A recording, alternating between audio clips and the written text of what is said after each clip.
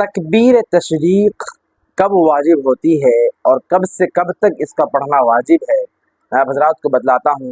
9 ज़िलहिज्जा की फज्र से 13वें ज़िलहिज्जा की असर तक इसका पढ़ना वाजिब है और हर मुसलमान मर्द और औरत पर बालिग और बालिगा पर इसका पढ़ना वाजिब है। हर नमाज के बाद बुलंद आवाज़ से मर्दों के लिए और आहिस्ता आवाज़ से औरतों के लिए, चाहे तन्हा नमाज पढ़ने वाला हो या पढ़ने वाली हो, तन्हा नमाज पढ़ने वाले हों या फिर जमात से नमाज पढ़ने वाले हों या जिनकी रकातें निकल गई है, उन सब पर एक मरतबा बुलंद आवाज़ से तकबीर तशरीक कहना वाजिब है।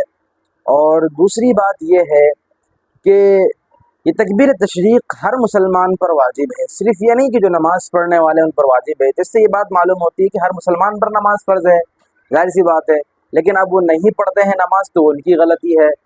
इसलिए चाहिए कि हर मुसलमान को जो नमाज़ पढ़े, नमाज़ पढ़ेंगे जभी तो हम तकबीर तशरीक पढ़ेंगे, वैसे फिर हमें कहाँ फुर्सत है पढ़ने की। तो इसलिए ज़रूरी है कि हम नमाज की पाबंदी करें, तभी तो हम तकबीर तशरीक को पढ़ेंगे। तो इसलिए नमाज की पाबंदी भी करें और तकबीर तशरीक जो वाजिब है हम पर उसको भी पढ़ें। और तकबीर तशरीक के अल्फाज क्या हैं, तो उसके अल्फाज हैं अल्लाहु अकबर, ला इलाहा इल्लल्लाहु वल्लाहु अकबर वलिल्लाहिल हम्द। बहुत ही आसान है, आप आसानी से याद कर सकते हैं। बहुत से हज़रात को ये दुआ, ये तकबीर याद भी नहीं होती है, तो इसको याद कर सकते हैं। वीडियो को शेयर कर सकते हैं और वीडियो को ज़्यादा से ज़्यादा शेयर करें ताकि दूसरे लोगों को भी इससे फ़ायदा हो।